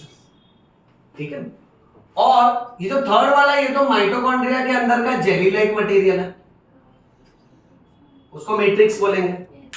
यानी इस डायग्राम में तुमको इमेजिन करना है एक स्टैंडिंग माइटोकॉन्ड्रिया, उसके लेफ्ट हैंड साइड का मेम्ब्रेन काट के निकालो, ये इतना, तो ये बीच वाला पट्टी हुआ। अब इसके लेफ्ट हैंड साइड पे ये जो है वो इंटर मेम्ब्रेन स्पेस हुआ, ये पूरा, और ये वाला जो पार्ट है वो मैट्रिक्स हुआ। ठीक है, अच्छा नेक्स्ट पॉइंट रिलेट करते जाना बेटा। पता है मैंने तुमसे कहा था कि जो भी केमिकल हम लोग पढ़ रहे हैं वो सब यहां ही चिपके रहते हैं, देखना ये सब चिपका दिया इसको। ओके, अब खाली इसके अंदर के फिलर पॉइंट एक एक करके आराम से देखना। अब अपने को स्टार्ट में यहां पे दिखाया है कि नाड़ और नाड़ू हो रहा है, बराबर है? सो मान लेते हैं नाड़ू ने अगर अपना हाइड्रोजन दिया तो नाड़ में कन्वर्ट होगा। अच्छा, अब ये लोग ने क्या किया है, hydrogen is equal to 1 proton and 1 electron. एक हाइड्रोजन में एक प्रोटॉन होता है और एक इलेक्ट्रॉन होता है, इसलिए केमिस्ट्री कई बार क्या करता है मालूम है, जहां पे बोलना है ना एक इलेक्ट्रॉन जा रहा है तो उसके बदले हाइड्रोजन बोलता है, क्योंकि हाइड्रोजन में एक ही इलेक्ट्रॉन है ना। मैं उसके बदले हीलियम नहीं बोल सकता हूं क्योंकि वो 2 हो जाएगा, नंबर चेंज हो जाएगा। उसी प्रकार जहां पे मुझे बोलना है एक प्रोटॉन जा रहा है तो मैं बोल सकता हूं एक हाइड्रोजन। ओके, तो ये वर्ड इंटरचेंजेबली यूज किया गया। अच्छा, सो नाड़ू अब नाड़ हो गया, तो अल्टीमेटली इसमें से क्या निकल रहा है? देखो एनसीईआरटी के हिसाब से हाइड्रोजन निकल रहा है कि इलेक्ट्रॉन निकल रहा है? हाइड्रोजन निकल रहा है, बराबर है? ओके, फिर वो आगे किसकी तरफ जा रहा है चेक करो, फमन के पास जा रहे हैं। सबसे पहले येलो वाला बॉक्स देखो सब लोग, करेक्ट है? FMN के पास गया ना। अच्छा, उसके बाद एरो से किसके पास जा रहा है? FeS, यानी आयरन और सल्फर वाले कंपाउंड के पास। अच्छा, उसके बाद बेटा हाँ हाइड्रोजन के बदले, हाँ टेक्स्ट बुक में क्या दिया, इलेक्ट्रॉन मेंशन किया ना, तो इलेक्ट्रॉन अज्यूम करते हैं हम लोग ने। स्टार्टिंग में हाइड्रोजन अपने फ्लो चार्ट में अज्यूम किया था, ठीक है? 2 इलेक्ट्रॉन, हाँ 2 इलेक्ट्रॉन लेंगे क्योंकि 2 हाइड्रोजन था। अब FeS तक पहुंचे हम लोग। अब एकदम ध्यान से देखो, FeS के बाद इलेक्ट्रॉन कहाँ जा रहा है? UQ के पास जा रहा है ना। UQ कोई भी ब्लॉक में नहीं है, दो ब्लॉक के बीच में रखा है। हाँ। अच्छा, तो यहाँ पे अगर मान लेते हैं रैंडमली मैं UQ लिखता हूँ, ठीक है। अब इसने अगर इलेक्ट्रॉन लिया तो UQ के बाद उसको देखो क्या लिख दिया है? UQH2। हाँ, तो समझ लेना, electron is as good as hydrogen only, correct. तो उसने वो हाइड्रोजन एक्सेप्ट किया तो रिड्यूस्ड यूबिक्विनोन बना, करेक्ट। UQH2 यानी रिड्यूस्ड फॉर्म बना। अच्छा, फिर इसके बाद फॉलो करो एकदम ध्यान से, फिर ये इलेक्ट्रॉन किसके पास जा रहा है? Cytochrome B. साइटोक्रोम B के पास जा रहा है। उसके बाद FeS, फिर cytochrome C3। Cytochrome C1। C1। इसको पता है BC1 बोला था हम लोग ने। हाँ। अच्छा, फिर ये C1 जो है ये किसको दे रहा है इलेक्ट्रॉन? अब एकदम ध्यान से देखो, C1 से है ना वो इलेक्ट्रॉन उतर के साइटोक्रोम C के पास जा रहा है। ये जो बीच वाला पार्ट है ना इसको बाईपास किया, एकदम ध्यान से देखो, ठीक है। तो हम लोग इसको यहां से दिखाते हैं कि इसने इसको अल्टीमेटली भेजा साइटोक्रोम C के पास। देखो सब लोग एकदम कॉर्नर में लिखा। अच्छा, फिर वो साइटोक्रोम C जो है वो इसको इसके पास ले आया नीचे। अब यहां पे ना अपने को दिया है CUA करके, एकदम ध्यान से देखो, करेक्ट। फिर उसके बाद ये जा रहा है साइटोक्रोम A के पास, फिर बेटा साइटोक्रोम A3 के पास, और वापस से फिर CUA लिखा है कि B लिखा है? B लिखा है ना, ओके करेक्ट। वो हम लोग धीरे धीरे देखेंगे। तो CUA और उसके बाद CUB। सीक्वेंस याद कर लो, पहले A उसके बाद में B। अच्छा, यहां तक स्टोरी आके रुक गई बेटा। अब ये वाले पट्टी को देखो, जो बीच वाला ब्लॉक है पर्पल वाला, उसके कॉर्नर में लिखा है सक्सिनेट और फ्यूमेरेट, यानी सक्सिनिक एसिड किस में कन्वर्ट हो रहा है? फ्यूमेरिक एसिड में ना। क्रेब्स साइकिल पे ले जा रहे हैं ये लोग अपने को। तो इस बीच में फाड़ का क्या हो रहा है? फाड़ू में कन्वर्ट हो रहा है। सो सक्सिनेट और फ्यूमेरेट के बाद में उसके अंदर की तरफ फाड़ू लिखा है बेटा। फाड़ू के आगे एरो के क्या लिखा है? FeS, बराबर है, ओके। उसके बाद हाँ, अब ये क्या कर रहा है मालूम है? यहां लिखना चालू करना है। ये अल्टीमेटली घुमा के वापस से UQ को देगा और UQH2 बन जाएगा, और फिर ये वापस से अल्टीमेटली साइटोक्रोम B के पास ही जा रहा है ना। ओके चलो ठीक है। अब अपना मैक्सिमम पार्ट ड्रॉ करके हो गया। सब लोग यहाँ बोर्ड पे देखो। अब इसको समझ लेते हैं। स्टार्टिंग में तुमने 3 पॉइंट समझा कि कैसे इमेजिन करना है। ये इनर माइटोकॉन्ड्रियल मेम्ब्रेन है, ये इंटर मेम्ब्रेन स्पेस है, और ये मैट्रिक्स है। अब बच्चों फ्लो आप लोग ऐसे याद रखो कि हमने अभी अभी इस तरह के फ्लो चार्ट में देखा था कि नाड़ू जो है वो फमन हु को दे रहा था, फमन हु यूबिक्विनोन को दे रहा था। तो देख वैसे ही पकड़ के चल, नाड़ू जो है वो फमन को दे रहा है, फमन जो है वो यूबिक्विनोन को दे रहा है। फिर साइटोक्रोम BC1 आ रहा था, फिर BC1 के बाद A3 आ रहा था, और A3 सीधा हाफ O2 को दे रहा था। वो हम लोग थोड़ी देर में लिखते हैं, वो बाहर आएगा। अच्छा, तुमने इस पूरे फ्लो में देखा था फाड़ू ऊपर से आया और फाड़ू ने यूबिक्विनोन वाले स्टेप पे ज्वाइन इन किया ना। तो इसको देखो कैसे दिखाया गया है कि फाड़ू का जो पूरा कोएंजाइम है ना वो इधर चिपका हुआ है। सो जैसे ही क्रेब्स साइकिल में सक्सिनेट फ्यूमेरेट में कन्वर्ट होता है तो फाड़ू बनता है। फाड़ू भी अपना हाइड्रोजन यूबिक्विनोन को देता है, जो रिड्यूस्ड यूबिक्विनोन बनता है वो साइटोक्रोम B को ही दे रहा है। तो अल्टीमेटली ये जो पूरा फ्लो चार्ट चल रहा है, इसने बीच में से ज्वाइन किया ना उसको। हाँ वही, मतलब वो हाइड्रोजन दे देगा। तो आप ये मान के चलो कि फाड़ू ने हाइड्रोजन दे दिया तो अल्टीमेटली फाड़ में कन्वर्ट हुआ। यस परफेक्ट, इतना समझा सबको अच्छे से? ओके। अब ना बेटा अल्टीमेटली जब इलेक्ट्रॉन यहां आता है ना तो ऐसा, अब यहाँ पे अपने को सारे स्टेप्स एक एक करके करना है तो सब लिखना पड़ेगा, बट एनसीईआरटी ने कुछ स्किप किया। पहले हाफ O2 के पास आएगा।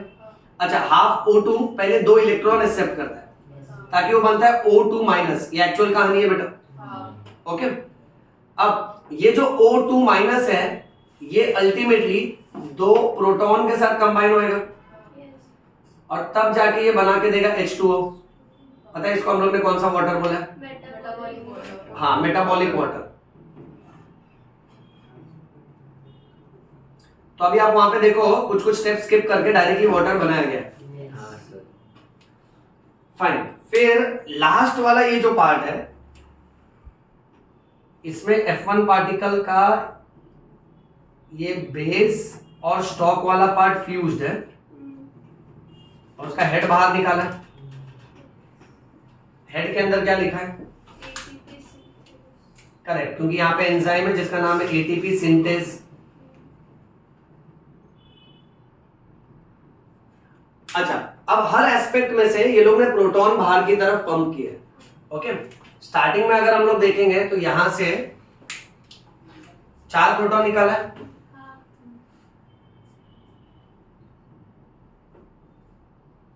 अच्छा, फिर उसके बाद बेटा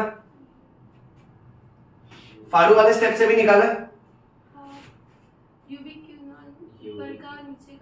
हाँ, यूबिक्विनोन की तरफ से लिया है, दोनों भी तरफ से। कितने कितने प्रोटॉन लिए? 4।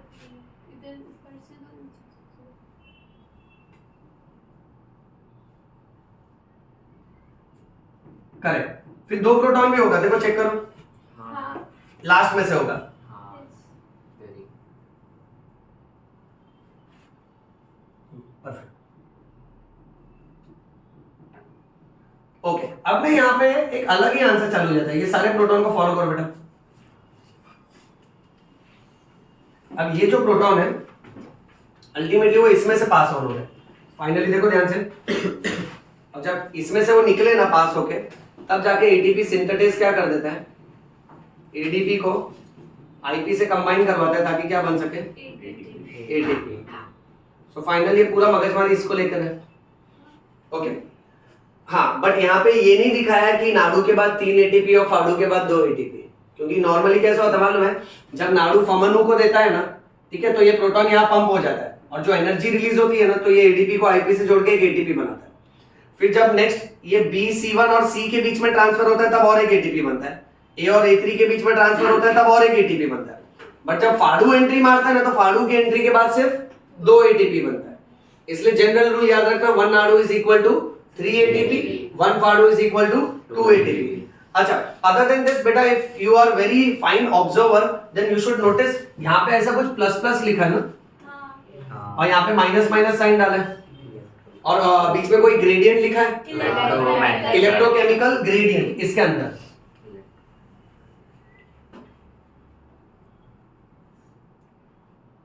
अब इसको भी एक्सप्लेन करने के लिए मैं एक और कॉन्सेप्ट ओपन करूंगा, मेरी बात एकदम ध्यान से सुनना बेटा।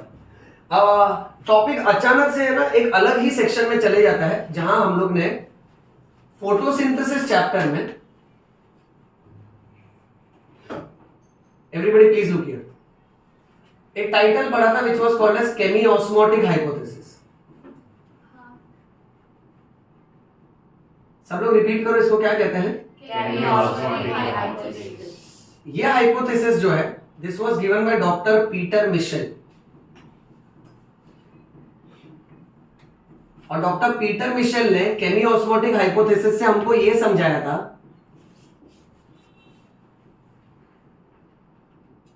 कि एटीपी बनता कैसे है एक्चुअली। अब इन्होंने ये नोटिस किया था कि जब भी प्रोटॉन जाता है from area of higher concentration to lower concentration, okay, whenever it travels from higher to lower concentration and it passes through a selectively permeable membrane, तो उस टाइम पे एनर्जी रिलीज होती है। तुमको याद आ रहा है ये आंसर? वो एनर्जी एडीपी को आईपी से जोड़ देती है ताकि क्या बन सके, बट इस एटीपी को बनाने के लिए ये पार्टिकल की जरूरत होती है। ये इसका F0 है, F1 है, अगर रेस्पिरेशन चैप्टर की बात कर रहे हो तो। बट अगर आप फोटोसिंथेसिस चैप्टर की बात कर रहे हो, इसको CF0 बोलते हैं और इसको CF1 बोलते हैं। I hope you remember this very well. Okay, वहां C लग जाता है बेटा, ओके, क्योंकि ये सब क्लोरोप्लास्ट से रिलेटेड है। अच्छा, बट दोनों का कॉन्सेप्ट सेम है कि इनके हेड के अंदर वो एंजाइम होता है जो एटीपी बना के देता है। उस एंजाइम का नाम है एटीपी सिंथेस। क्या नाम है बेटा? ATP synthesis. अच्छा, अब ये डॉक्टर पीटर मिशेल का हाइपोथेसिस था। ओके, इसने ना देखा था कि इस तरीके से एटीपी बनता है। प्लस ये ना एक और बात बोल गया था, अभी क्या है क्योंकि अपना दोनों चैप्टर हो चुका है तो हम लोग मस्त रिलेट कर सकते हैं। इसने क्या बोला था कि प्रोटॉन है ना एक जगह पे हाई कॉन्सेंट्रेशन में रहना चाहिए और एक जगह पे लो कॉन्सेंट्रेशन में रहना चाहिए। इसको तो एनसीईआरटी ने बहुत हाईफाई इंग्लिश में बोला है, there should be a proton gradient. Gradient यानी डिफरेंस, एक जगह प्रोटॉन काफी ज्यादा होना चाहिए, एक जगह प्रोटॉन काफी कम होना चाहिए। अब इसने ये नोटिस किया कि माइटोकॉन्ड्रिया में ये प्रोटॉन ज्यादातर यहां पे जमा होते हैं। बच्चा ध्यान से सुनना, माइटोकॉन्ड्रिया में। और इसी ने हमको यह भी बताया कि अगर आप क्लोरोप्लास्ट की बात कर रहे हो तो क्लोरोप्लास्ट में आपको ये प्रोटॉन, जैसे मान लेते हैं ये ग्रैनम है, ठीक है, एक ग्रैनम का जो थाइलाकॉइड है उसको मैं जूम कर लेता हूं, तो थाइलाकॉइड के लूमेन में जमा होता है।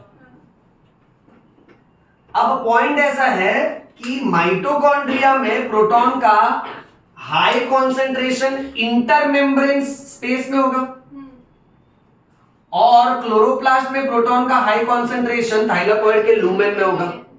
रीजन भी देख लेते हैं हम लोग, क्योंकि यहां इसके लूमेन के अंदर फोटोलाइसिस ऑफ वाटर हो रहा था, वहां वाटर मॉलिक्यूल स्प्लिट हो रहा था, तो वहां पे H+ आयंस बन रहे थे।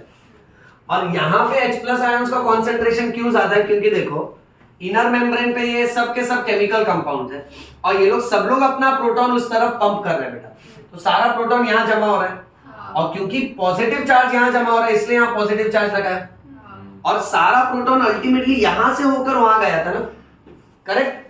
तो यहां पे प्रोटॉन ज्यादा है इसलिए पॉजिटिव चार्ज, यहां पे प्रोटॉन नहीं है मतलब कम पॉजिटिव है इसलिए नेगेटिव चार्ज, ठीक। तो ये ग्रेडियंट डेवलप हो गया कि यहाँ पे प्रोटॉन का हाई कॉन्सेंट्रेशन है, यहाँ पे लो कॉन्सेंट्रेशन, सो फाइनली ये हाई से लो में ही आएगा, इसलिए जितने भी प्रोटॉन यहाँ जमा होते हैं ना वो फिर इस F0 F1 से गुजरते हैं और जब ये F0 F1 से गुजरते हैं ना तब एटीपी सिंथेसिस अल्टीमेटली एटीपी बनाता है। ओके, यानी तुमको ये पता होना चाहिए यहाँ पॉजिटिव क्यों लगाया, क्योंकि ज्यादातर प्रोटॉन इंटरमेम्ब्रेन स्पेस में जमा होता है और यहां नेगेटिव क्यों लगाया, क्योंकि मैट्रिक्स ऑफ माइटोकॉन्ड्रिया में प्रोटॉन्स नहीं जमा होते, उस हिसाब से ये ग्रेडियंट बनता है। और डॉक्टर पीटर मिशेल ने बोला था कि इसके लिए आपको सिलेक्टिवली परमिएबल मेम्ब्रेन चाहिए। सो माइटोकॉन्ड्रिया के मामले में वो selectively permeable membrane inner membrane है और मेरा बेटा क्लोरोप्लास्ट के मामले में वो सिलेक्टिवली परमिएबल मेम्ब्रेन थाइलाकॉइड की मेम्ब्रेन है। ओके, इसलिए एनसीईआरटी ने क्या किया ना, ऐसा एक और डायग्राम थोड़ा उल्टा करके ड्रॉ किया। देखो एक पेज टर्न करो, आपको एक और छोटा सा डायग्राम मिलेगा, करेक्ट। उसमें एक स्काई ब्लू कलर का ऐसा पट्टी बना है ना पहले, अच्छा स्काई ब्लू कलर का पट्टी बना है, उसके ऊपर तुमको ये दिखा दिया बेटा। अब वापस से सेम स्टोरी है, स्काई ब्लू वाला जो पट्टी है ना ये माइटोकॉन्ड्रिया का इनर मेम्ब्रेन है, क्योंकि ये F1 पार्टिकल इनर मेम्ब्रेन को चिपका होता है और हमको ये दिखाया जा रहा है कि भाई इसमें से जब प्रोटॉन गुजरता है, और क्यों इसी डायरेक्शन में दिखाया, ऐसा उल्टा क्यों नहीं दिखाया, क्योंकि प्रोटॉन हाई कॉन्सेंट्रेशन में यहाँ पर है ना।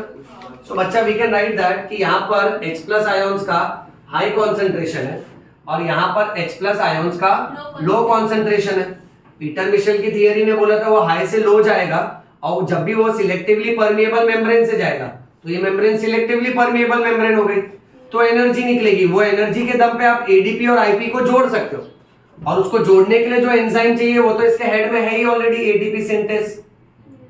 तो आप देख सकते हो वो एटीपी सिंथेस दिखा है, वो अल्टीमेटली एटीपी बना के दे रहा है, समझा? ओके, तो यहाँ पे अपना है ना टीटीएस फिनिश हो जाता है बच्चों। अब मैं ना इसके मेन पॉइंटर्स एक बार समराइज कर देता हूं ताकि आप घर पे कभी भी रिवाइज करो ना, मैंने जितना डिटेल में बताया एकदम ही उस हद तक एनसीईआरटी पूछते नहीं है आपसे, क्या है थोड़ा मिड लाइन सुपरफिशियल लेवल तक ही पूछेंगे, बट मैंने एक एक पॉइंट उसका है ना तुमको क्लियर किया है। तुमको क्या क्या याद रखना है एज अ स्टूडेंट, अब मैं समराइज करता हूं, ध्यान से सुनना। तुमको सबसे पहले याद रखना है कि ईटीएस में सीक्वेंस क्या है, यानी जो पहले वाला फ्लो चार्ट था ना वो सबसे मेन है बेटा। आपको कॉलेज एग्जाम में भी पूछे ना, आप ये मत ड्रॉ करो, आप पहले वाला फ्लो चार्ट ड्रॉ करो, क्योंकि उसमें हम लोग ने एक एक स्टेप एक्सप्लेन किया। सबसे पहला सीक्वेंस, और सीक्वेंस में तुमने देखा कि नाड़ू, फमनहु, ubiquinone, cytochrome BC1, cytochrome C, cytochrome A, cytochrome A। ये सेट हुआ। दूसरा, हमेशा देखो कोई ना कोई तुमसे पूछेगा कि भाई ये कौन से केमिकल है, तो बोलने का कि ये सबके सब केमिकल इनर मेम्ब्रेन पे चिपके होते हैं। तीसरा, नाडु, फमन, फाडू, ये सब कोएंजाइम है, और कोएंजाइम वो होता है जो एंजाइम के एक्शन को फास्ट कर देता है, यानी किसी भी रिएक्शन को फास्ट कर देगा, एक तरह का कैटलिस्ट जैसा बेटा। और साइटोक्रोम क्या होता है, तो ये आयरन कंटेनिंग कंपाउंड्स है और ये इलेक्ट्रॉन ट्रांसफर एजेंट का काम कर रहे हैं। फिर उसके बाद तुमको क्रूशियली ये फोकस करना है कि एटीपी कहां कहां पे निकल रहा था। So you must have seen that Nadu और फमन के बीच में पहला एटीपी निकला, साइटोक्रोम BC1 और C के बीच में दूसरा एटीपी बेटा, फिर साइटोक्रोम A और A3 के बीच में तीसरा एटीपी। और आपने नोटिस किया कि फाडू ना यूबिक्विनोन वाले स्टेप से ज्वाइन करता है, तो फाडू के एंट्री के बाद केवल 2 एटीपी निकले और नाडु के एंट्री के बाद 3 ATP. That's why the golden rule that 1 NADH is equivalent to 3 ATP and 1 FADH is equivalent to 2 ATP. फिर उसके बाद एनसीईआरटी ने जो एकदम ज्यादा इंपॉर्टेंट दिया है दैट इज कॉम्प्लेक्स। नाडु को कॉम्प्लेक्स 1 बोला है, फाडू को कॉम्प्लेक्स 2 बोला है, साइटोक्रोम BC1 को कॉम्प्लेक्स 3 बोला है, फिर जो बचे कुछ साइटोक्रोम है A3 वगैरह सब कुछ, उसको कॉम्प्लेक्स 4 बोला है, कॉम्प्लेक्स 5 इस एंजाइम को बोला है जो इसके सिर के अंदर है, दैट इज एटीपी सिंथेसिस। यहां पे तुम्हारा पार्ट खत्म, पूरा सेक्शन खत्म हो जाता है। बट जब टेक्स्ट बुक रीड करोगे यानी एनसीईआरटी रीड करोगे, फिर उसके लिए क्या क्या समझना है कि ये जो पट्टी है ये माइटोकॉन्ड्रिया का इनर मेम्ब्रेन है, यहां की जो जगह है ये आउटर और इनर मेम्ब्रेन के बीच वाली जगह है, और ये जो अंदर की तरफ है वो जेली लाइक मटेरियल है। फिर सारे के सारे कैसा है ना कि तुम कोएंजाइम्स और इलेक्ट्रॉन ट्रांसफर एजेंट को प्लेस कर रहे हो, और तुम देख रहे हो कि एरो का पैटर्न वही पैटर्न में आ रहा है जो पैटर्न में हमने स्टडी किया था। ओके, और प्लस तुमने लास्ट में देखा कि यहाँ प्रोटॉन ग्रेडियंट क्रिएट हो रहा है, तो ये ले जा रहा है तुमको फोटोसिंथेसिस के चैप्टर के पीटर मिशेल के केमी-ऑस्मोटिक वाले थियरी पे। इनफैक्ट ना 1-2 लाइन में ना ये निपटा भी देते कि केमी-ऑस्मोटिक में तुमने पढ़ा है, ऐसा ऐसा होता है, और फिनिश कर देते हैं क्योंकि ये फोटोसिंथेसिस में आया हुआ है बेटा। तो वो तुमको बता रहा है कि तुमको एटीपी अगर बनाना है ना, तो एटीपी बनाने के लिए क्या क्या चाहिए, ध्यान से देखो। एटीपी बनाने के लिए पहले तो एंजाइम चाहिए एटीपी सिंथेटेस, बट वो क्या बोलता है, मैं कभी एटीपी बना के देगा जब तुम मेरे को एनर्जी देगा। तो एनर्जी के लिए क्या चाहिए, प्रोटॉन का फर्क चाहिए, ग्रेडियंट चाहिए, और वो प्रोटॉन सिलेक्टिवली परमिएबल मेम्ब्रेन से गुजरना चाहिए। तो उसी तरह का पूरा सेटअप फोटोसिंथेसिस में वो थाइलाकॉइड के अंदर हो रहा था, और एस्पिरेशन वाले चैप्टर में वो इंटर मेम्ब्रेन स्पेस में होता। ओके, तो जब भी प्रोटॉन ऐसा ट्रांसफर मारता है, एनर्जी निकलता है, तो एटीपी सिंथेटेस एडीपी और आईपी को जोड़ के एटीपी बना के देता है। अच्छा, क्योंकि यहां पे फॉस्फोरस ऐड हो रहा है एडीपी में, और ये सब कुछ है ना इलेक्ट्रॉन के लॉस के वजह से, फाइनली इलेक्ट्रॉन निकल जाता है ना, इसलिए इसको ऑक्सीडेटिव फॉस्फोराइलेशन बोला है। इसको टर्मिनल ऑक्सीडेशन भी बोलते हैं, क्योंकि सबसे लास्ट में इलेक्ट्रॉन तो ऑक्सीजन ने लिया ना, ठीक है, ऑक्सीजन ने सबसे लास्ट में इलेक्ट्रॉन लिया, सो अल्टीमेटली लास्ट स्टेज पे अगर आप देखोगे ना, टर्मिनल यानी एकदम लास्ट, और साइटोक्रोम A3 ने वो इलेक्ट्रॉन दे दिया, साइटोक्रोम A3 ने इलेक्ट्रॉन दिया यानी लॉस ऑफ इलेक्ट्रॉन हुआ, और लॉस ऑफ इलेक्ट्रॉन को ऑक्सीडेशन बोलते हैं, करेक्ट। सो लास्ट वाले स्टेप में साइटोक्रोम ने दे दिया। अच्छा, ऐसा भी क्वेश्चन आता है, एनसीईआरटी की लाइन है कि फाइनल इलेक्ट्रॉन एक्सेप्टर कौन है, तो ऑक्सीजन। इतना समझा बेटा। एंड लास्ट पॉइंट, ये पूरा है ना जो तुमको समझा है ना, अगर तुम इसको कंपेयर करोगे बाकी के स्टूडेंट्स जो तुम्हारे साथ है, फ्रेशर स्टूडेंट्स जो फर्स्ट टाइम नीट पढ़ रहे हैं, ओके, तो उनको है ना ये एस्पेक्ट समझता ही नहीं, गारंटेड। या तो वो लोग कोई कंपाउंड खा जाएंगे, या तो एटीपी कहां बन रहा था उसका ध्यान नहीं रखेंगे, या तो 5 कॉम्प्लेक्सेस नहीं पता होंगे, या तो उनको ये पता ही नहीं होगा कि भाई कौन सा पट्टी क्या है। ये एस्पेक्ट सिर्फ और सिर्फ रिपीटर स्टूडेंट्स को समझता है जब वो लोग इसे मल्टीपल टाइम्स पढ़ते हैं। ओके, मे बी वो रीजन होता है, और मे बी ये रीजन रहता है कि उनको मे बी उस टाइम पे करेक्ट मेंटर या टीचर मिलता है। ओके, सो तुम लोग है ना इसको बहुत अच्छे से रिवाइज करना, मेरा लिखा हुआ हर एक एस्पेक्ट। मैं भी चाहता तो यहाँ पे देखो ये सोचता कि यार कंटाला चल ना एक कंपाउंड हटा देते, नहीं लिखते, बट वैसा अपना नेचर है नहीं बच्चों। स्टार्ट से अपना बहुत सिंपल है कि we are learning this yo bio, समझ में बायो, प्रेम रतन धन बायो। सो ये सब्जेक्ट ही तुम्हारा करियर बनेगा ना आगे, राइट। तो इसका हर एक एस्पेक्ट अपने को आना चाहिए। एंड लास्टली, अब after so much of complex chemical जो मैंने तुम्हारे बॉडी में इंजेक्ट किए हैं, इतने सारे आंसर्स इंजेक्ट किए, जस्ट इमेजिन करो बच्चों, ये अपने को क्या सिखा रहा है मालूम है? कि हमको खाने से ताकत मिलता है। You remember that last lecture? सोचो उसको और इसको अगर हम लोग रिलेट करें, ठीक है, 5 to 10 मिनट्स के लिए सोचो कि हम लोग कितना अल्ट्रा माइक्रोस्कोपिक लेवल पे जाके यही समझ रहे हैं कि फाइनल ताकत तो एटीपी देता है, बट एटीपी बनाने के लिए क्या मगजमारी है। सो वो 2-3 चीजें अगर हम लोग रिलेट करें, जहां देखो लास्ट टाइम भी बताया था, एक बार वापस से शॉर्ट में रिपीट करता हूं सो दैट यू अंडरस्टैंड कि हम लोग क्या पढ़ रहे हैं। ये क्वेश्चन आंसर्स नहीं है। Biology is all about how life works, अपना जिंदगी कैसे काम करता है वो सब्जेक्ट पढ़ रहे हैं। इसलिए biology is not study of life, biology is life itself. वो आपकी जिंदगी ही होनी चाहिए। ये मेरी मेंटालिटी थी जब मैंने अलग अलग सब्जेक्ट्स देखे, ठीक है, तो सब सब्जेक्ट में से मुझे यही पसंद आया क्योंकि मुझे पता चला ये एक्चुअली में होता है। अनलाइक अदर सब्जेक्ट जहां पे I was as a person I was not interested. Subject को बुरा नहीं बोल रहा, but as a person I was not interested. कि जब भी कोई मुझसे मैथ्स का फॉर्मूला बोलता था, ये सब बोलता था, मुझे नहीं समझ में आता था। हिस्ट्री ज्योग्राफी बोलता था, आई वाज लाइक हाँ अच्छा है, सब्जेक्ट अच्छा है, बट मुझे पसंद नहीं। Okay, but when I came to biology I realize the fact that कि इसमें जो कुछ भी लिखा है, जैसे अगर मैं मलेरिया पढ़ रहा हूं तो मलेरिया हो रहा है लोगों को, अगर मैं हार्ट अटैक पढ़ रहा हूं तो हार्ट अटैक हो रहा है लोगों को, यानी उसका मैकेनिज्म समझते हैं।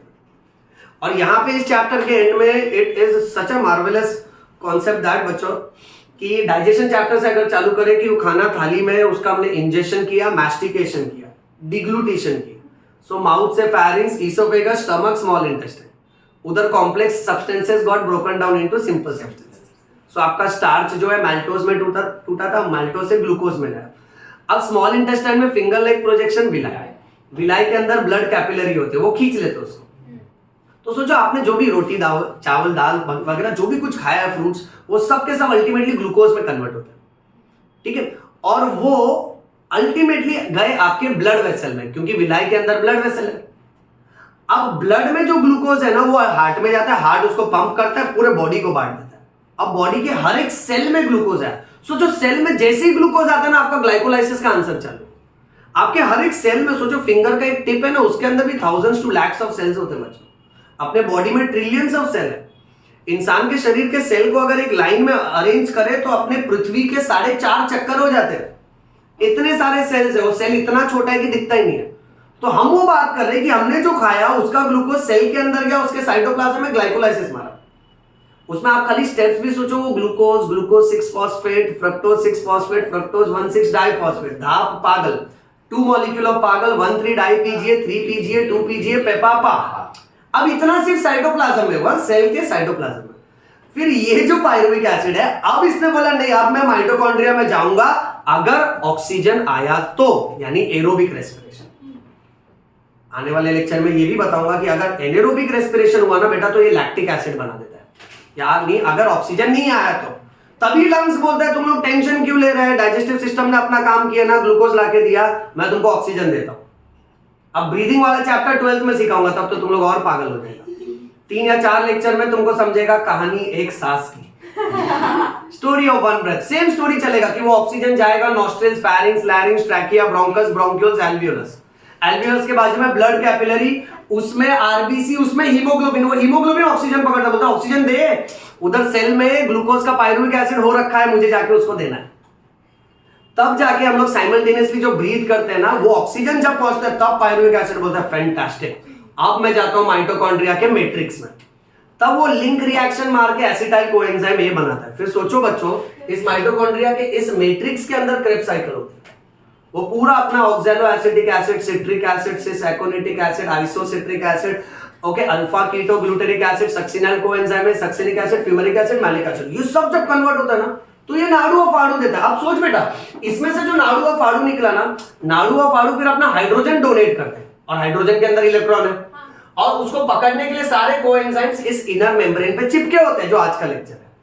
और ये लोग जब हाइड्रोजन एक के बाद एक दूसरे को उछालते हैं, फिर वो हाइड्रोजन स्प्लिट हो जाता है, इलेक्ट्रॉन बन जाता है, फिर वो cytochrome B, C1, C, A3 में जाता है। तो उस बीच में कैसा होता है ना कि जब भी ये प्रोटॉन हायर से लोअर कॉन्सेंट्रेशन में जा रहा है, एनर्जी रिलीज होती है, तो F1 पार्टिकल के हेड के अंदर जो एटीपी सिंथेटेज है, तब जाके वो एटीपी बनाता है। अब एटीपी बना के रख दिया बॉडी ने, फिर मेरे को जो भी काम करना है, अगर मेरे को हाथ भी उठाना है ना, तो मेरे मसल के हर एक सेल के अंदर जो एटीपी बना है ना, वो टूटता है, वो एनर्जी देता है, उस एनर्जी की वजह से मैं काम कर पाता हूँ। तब मैं जब अपने पेरेंट को पूछता हूँ कि मम्मी मैं ये काम क्यों कर पा रहा हूँ, मम्मी बोलती है खाएगा नहीं तो ताकत कहाँ से आएगा, खाने की वजह से ताकत है इसलिए तू एक्टिविटीज कर पा रहा है। बट वो खाना कैसा ताकत दे रहा है, दैट इज मैडनिंग। इससे बेटर है खा लो, सोचो मत। But we are science student, हमको ये सब पढ़ना पड़ता है। यू गेट इट बेटा? चलिए इसी के साथ ये स्टॉप करते हैं। आई होप तुमको ये बोरिंग नहीं लगा बच्चों। नहीं। इसको खाली प्रैक्टिस करो अच्छे से, थोड़ा लेंदी है मैं समझ सकता हूँ, बट देखो कैसा, अगर आप नीट एस्पिरेंट हो तो आप नहीं पढ़ोगे तो और कौन पढ़ेगा। यू अंडरस्टैंड ना? डॉक्टर जब टेबल के इस तरफ बैठा रहता है तो टेबल के इस तरफ क्यों बैठा है? क्योंकि उसने सामने वाले से ज्यादा पढ़ा है ना। सामने वाला कैसा है कि वो अपने लाइफ के अलग अलग एस्पेक्ट जब एंजॉय करता है तब डॉक्टर कॉम्प्रोमाइज करता है, सिर्फ पढ़ाई करता है। वो उसको नहीं बता सकता कि क्या मैकेनिज्म है, नहीं तो पेशेंट भाग जाएगा। वो उसको सिर्फ इतना ही बताता है ये टैबलेट सुबह शाम खा लो, मजा करो। You got it? चलिए, so with this let us stop, बंद कर दो।